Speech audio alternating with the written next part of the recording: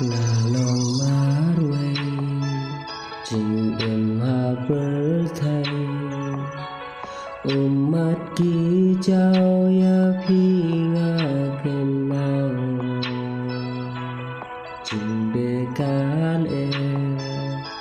xa nơ ngan he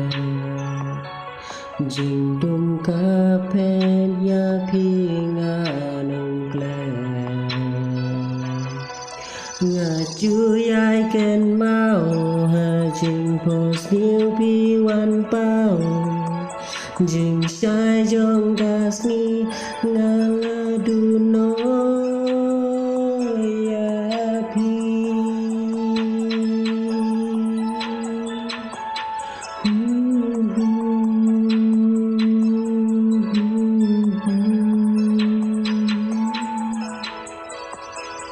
umat kilang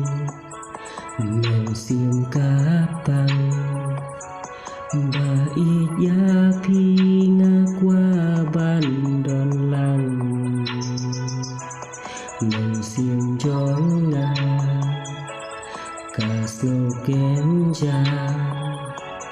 tang ya phi bait nga qua sa hết benang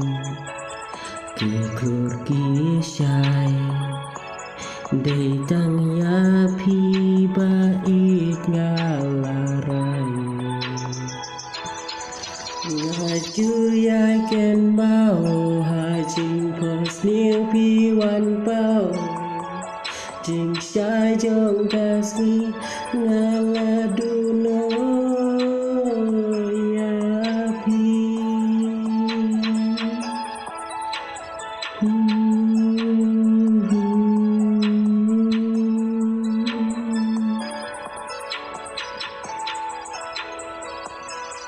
Chịu đi chóng phi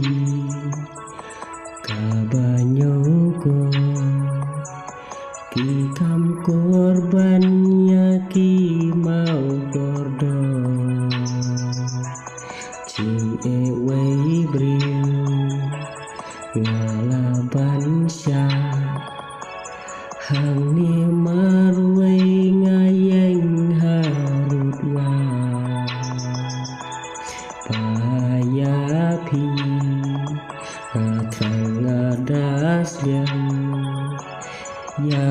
nga manu ban ikal yang